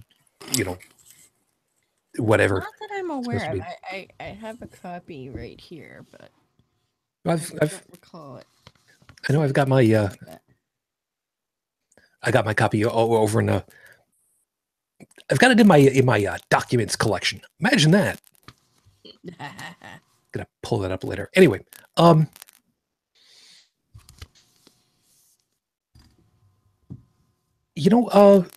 in the chat again. Trippin'. I'm not having a problem with reading it. It's believe it or not, for me, this one's giving me a lot more going through in my head over here. Trippin is saying, is it faith in a being, or is it faith in believing what the preacher or pastor is spouting from a book? Yes. Yeah, that is a yes, because there is it's a little column A, it's a lot of column B, and which one is which? I don't know. Well, yes, they're making the promise on the authority of the book, or how they say the book is supposed to be read and interpreted. Imagined authority. Yeah. And Bible, you can basically justify anything at all. That's yep. possibly doable by a human in the Bible. Yeah, and that's what we've heard before. Jeff Dees famously keeps saying it's the big book of multiple choice. You can make it say anything because it contradicts itself on so many occasions. It's not even worth, because and it's made that way. I mean, it's just underlines the fact it's not about the book; it's about the guy holding it. Whatever he chooses whatever he chooses from it, and whatever he chooses from it, it's going to be the most self-serving thing at the time he chooses it. There are certain things that aren't acceptable in our society today that he won't choose. But imagine if things go to civil war, and atrocities become the norm. Well, they're going to start picking from the darker passages. Yep. You know what? Before I forget it, let me give you guys something to let me give you guys my final thought, and I'll let you guys do afterwards, which is a little bit different, but only because I want to get this one out of the way, and I'm going to do this really quickly. Before anybody goes ahead and says we as atheists are not good people, we'll go with that one. Answer with this. Where does 10% of my money go? Supposedly. It goes into my pocket. And then I can choose where it goes after that. And if I have enough to give to people in need, to groups that help people in need, I can make that determination for myself. I can investigate who's doing it because I want to, not because somebody else is telling me to. That's the difference between someone who is in a church, in a religion that tells you what you're supposed to do. Some might call that a cult. I won't necessarily. But a skeptic or an atheist, especially a combined force of both, will say, I want to do things for myself. I want to investigate for myself. I am not going to join a group that says, pay money to be in our club until there's a club that I want to be part of because it's going to benefit me, because I've investigated it and done the numbers for myself. So if I want to join a club, I'll join a club. And I'll pay the money because I want to be part of that club intentionally. Not because somebody told me before I could reason my way one way or the other, but because I chose what to do. That's what a skeptic would do. And if money isn't a good enough factor, oh well. Talk to me later. I'll give you a better answer. That's it. That's all I got. So, who else has anything else that they want to drop in here to finalize on that or wrap up anything else on the thing? And go ahead. We had mentioned Sci-10's one of these people that's like, oh God. You know, he's one of those few people. Truthfully, if there was a video game where I could punch him in the throat, I would put that on infinite repeat. You have no idea. Well, the other thing he does, so he's one of the ones that says atheists don't really exist because you really truly know there's a God and you just don't want to admit it, blah, blah, blah. He's also, another one of his favorite lines, if somebody brings up in, say, a Q&A session or even in a debate, something like a contradiction in the Bible or a not so nice Bible verse, his favorite thing is to say, I don't do Bible study with atheists. Well, it just occurred to me, he can't say both. Because if he says there's no such thing as an atheist, then he can't deny you, quote, Bible study because you're not an atheist according to him. So either he has to entertain your criticism of the Bible, or he has to retract his statement that there's no such thing as an atheist. He can't have both. So if anyone ever gets the opportunity to say such a thing to Sci-10, please do and tell me how it goes, because I would love to see him address that. It's just like a passive aggressive backhanded way of saying, oh, there's nothing beyond my authority. Oh, I know, but I would love to see him squirm over it. Because he's a dick. He's just so intellectually dissonant. That's about one of the only things in this world that can make me angry is intellectual dishonesty. And that's his bread and butter. And he knows full well what he's doing. That's the most. Oh, he does. And he knows that if you want to have moral judgment about anything, there's a huge difference between what's right and what works. And this is a guy, well, he knows what works. Oh, yeah. But like I say, I would just love to see him squirm over that particular conundrum because he can't have it both ways. Oh, yes, he can. And he will. Simply because he will just say, sorry, I'm not discussing it. And he will do everything in his power to just say, you know what, piss off. In the nicest possible way. He can do that, but he can't escape that particular conundrum. So. Yeah, but people like him, it's going to be just like pigeon chess. Yeah. Oh, yeah. Because, it's for the audience. And as long as he's got his audience there, he knows that he can play pigeon chess and his audience is going to think he won, no matter what he does. I know. He's the leader follower, or he's the leader protector. No, it just occurred to me though that it was a complete contradiction. So, because of course it is. I got your point, but it just kind of bugs me that entertaining stuff like this is actually, in a way, confirming his authority. Okay, so Brigid, anything that you would like to wrap up with, other than, oh my God, I get to see Elton John again.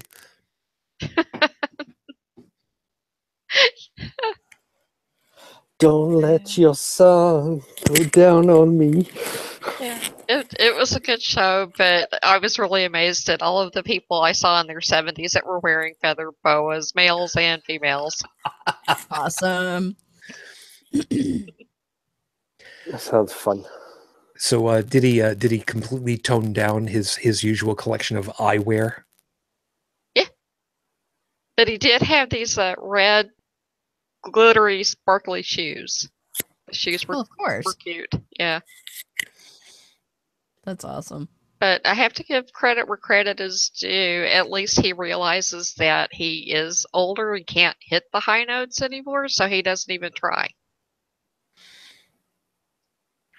There's something to be said for that. And yep. And by the way, something, Elton John is a year younger than Freddie Mercury was. We kind of talked about that on Friday night, and man, if only, if only. Can you imagine what that would have been like? A combination of Queen and Elton John playing together. Oh my goodness. Maybe that's something that we should talk about. Has it been done? Have they been in a special together or something? No. I will have to go looking that up. I don't think so. And I know that he did one with David Bowie and Elton John and David Bowie? No. Freddie Mercury. Freddie Mercury, yeah, Under Pressure. Elton John and George Michael. Yep. Really? Yep. Don't Let the Sun Go Down on Me.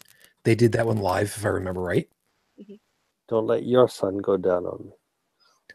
What you do on your Saturday nights is your business entirely. I got nothing to do with this. I'm just. Well, you started the show like that, sir. Yeah, you know what? It's gonna be this. It's gonna be this. Joey. I have sorry. I just found a couple of videos. Freddie Mercury and Elton John sing "The Show Must Go On." Queen, Elton John, and Axl Rose sing "Bohemian Rhapsody." Oh, wait a minute. Was that one after Freddie passed? I think it was. I don't know. It was. Do not know. Well, okay. Joey says yes, and I would be inclined to believe it. I'm just. What was done after? I'm just looking at the headline. Axl Rose was done after Freddie Mercury died. Yeah. No, it was Guns N' Roses, Elton. You said Elton John and Yeah, Queen? there was a concert. Okay. A tribute. Yeah. Okay.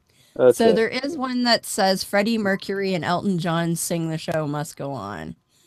So I don't know.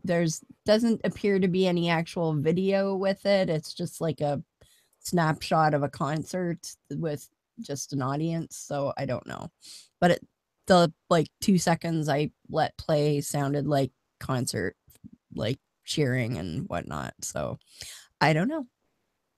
I just googled Elton John and Freddie Mercury duet. Have Yeah, to. the thought of Axl Rose singing Bohemian Rhapsody is kind of like, imagining an old lady raping Freddie Mercury's corpse. Tell me about it. It's one thing to have the Muppets do it. It's another to have Axl Rose do it. And yes, the Muppets did it and did a wonderful job. Thank you very much. Thank God he was cremated. That can't happen. Yeah. Sad part is, like I said, we can't clone him now. Joey, anything you'd like to close up with at this point before we go ahead and close up shop? It's cold outside. Thank you, Old Man Winter.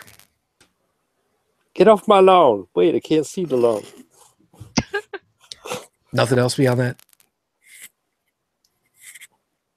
I'll take that as a no. All right. Oh, yeah, now I see. His head. Yeah, well, it took me a second to see the whole,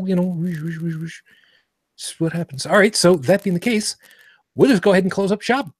Thank you, everybody, for joining us tonight. We hope that you had yourself a fun time and listening to all of our stuff, and hopefully you found something worthwhile in all of our perspectives this evening, as usual. So, first off, let me go ahead and thank everybody over there in the live chat, because you guys really do help. Even though we don't make reference to everything that you guys put in there, I do read it all. And as you see, every once in a while, there will be something that will pop up that'll be worthwhile. So you guys, thank you very much. So let's go ahead and say it. No, don't go muting yourself, because you know full well you're first off. Joseph, thank you very much for your time this morning. You go ahead and have yourself a nice nap. Not right away. I've got sanding and I've got a layer of enduit to put, and then I can sleep all day if I want to, actually, after, because it takes 12 hours to dry. There you go. Well, in that case, don't hurt yourself. Yeah, well, thank you for having me, sir. No worries. Joey, as usual, thank you very much for your time. You have yourself a good morning.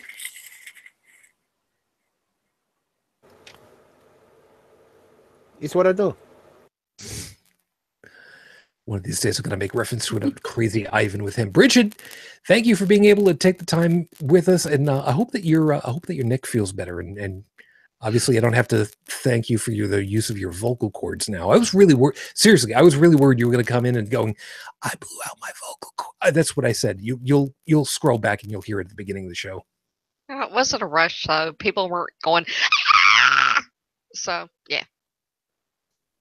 Glad you had you. I am glad that you had yourself a great time, though. Seriously. That'd be embarrassing to be the only one doing that. Yeah, she'd do it. Actually, I'm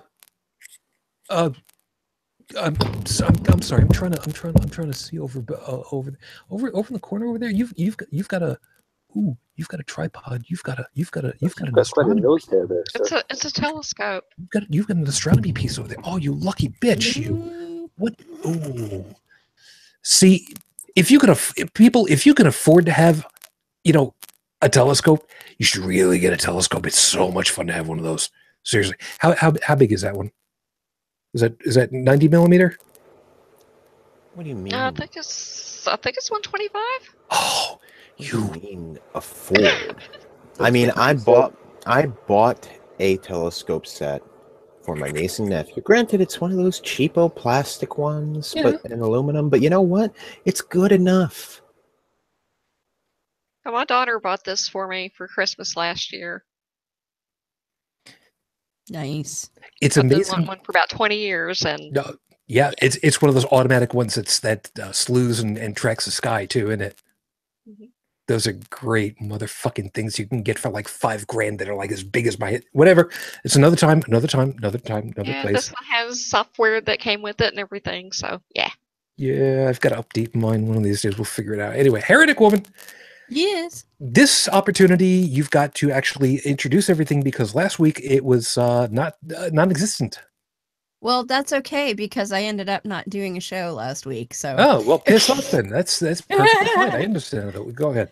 No, I just wasn't feeling up to it. But this week we are talking to a Mr. Bill Ludlow, who he works at the Arizona Arizona Museum of Natural History. As a volunteer, he's taken, I think, paleontology, big guy to do with evolution, and yeah, he also famously this past summer debated Dr. Dino Kenthoven. Well, if you could call it a debate, because Kent just kind of ignored everything Bill said and said the same thing over and over again. But that's Kenthoven for you.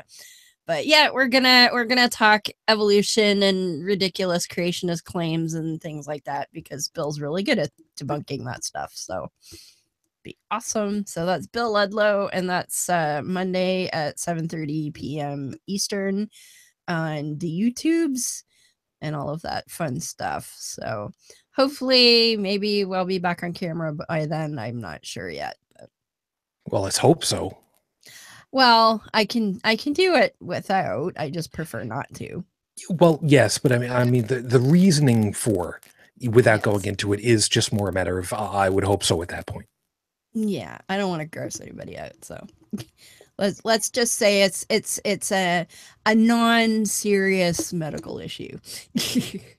But it's annoying enough. That's what it comes down to. Yes. Fair enough. So everybody, as always, thank you very much for having joined us. If you would like to check up on us a little bit further, as well as subscribe to the podcast, which the audio podcast is available when we can get Dalan around to get and do it, which, it happens every once in a while because, we do it for free and do it on spare time. So it happens whenever we can get around to it. You can take a swing over to holycrapthevlogcast.com and the subscription link is over there. What did you just do? I had turned my heating pad back on, and then when I went back up, I got a cramp in my shoulder blade. Ow. Yeah. Don't do that. Ow. That hurts. It must be the weather. You can't see me, but I actually have a heating pad on my shoulder right now, too.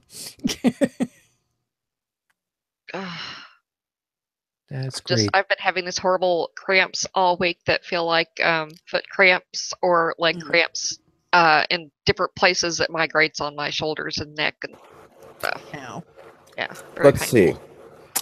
I'm wearing a winter coat, polypropylene underoos, and a sleeping bag halfway up my legs inside. So, yikes. Granted, I have a window open slightly, but otherwise this entire room turns into a speakeasy. Yeah, it's all the more reason why you should quit smoking. Not that I'm going to harp on that. Again, holycrapthevlogcast.com. You can get the audio podcast from over there. If you'd like to send us a voicemail message, you can feel free to do that at any time. 859-HCTV-554, 859-4288-554. And of course, Holy Crap the Vlogcast is available on most social media under that or HCTV or Holy Crap TV or something. Just go to the website. All the links that you need are over there. Otherwise, we will be catching up with you guys again next week. Same bat time, same bat channel, so to speak. And yes, I know the whole timing thing that I put in the show notes was because of daylight savings, such as what it is. It's pretty much the same time frame, whatever. And what was that, Bridge? I said, well, Joseph changing his time zone too, and there really is a difference between EDT and EST. Yes, there is. Yes. And that's why I make sure that when I put out the show notes and the announcements, I always put in there what time it is, my broadcast time, which is 12:05 a.m. Sunday morning, as well as GMT UTC, because not everybody is following the same time frame. So right now, when we start, it's 05:05 a.m. UTC Sunday morning. And it's the reason why, you know, I make sure that everybody's aware of that part, because, you know, you never know. Well, from France, I'm probably the only participant and the only viewer, so. It could be. It could be. But you know what? It's all for me. Thank you. I would like to think that there's some people in Australia that might actually tune in every once in a while. Jake, you know, while you're out running. No, he's not going to do it while he's out running. That would be stupid. Anyway, we got to go. Thank you guys for being with us. You have a good time. I have no idea just yet what's going to be happening for next week's show just yet. And again, yes, I'm sorry that I put out this notice way late. I've not been feeling real great this week, so I'm going to see what I can do about getting up a little bit earlier. And we'll see you guys next week with any luck. But until that point, as always, I wish you the peace I no longer have. I wish you the strength that I've learned. I wish you all well. And as always, for my lady, 12 plus years on, I am still in love. Matane Fujin. I love you. I miss you. Dream of me. And just so you know, hon, I heard the greatest thing on the drive home tonight. Listening to Cognitive Dissonance with Tiny Tribble, believe it or not, he stopped the playback in the car and said, I just realized I come from a non-traditional family.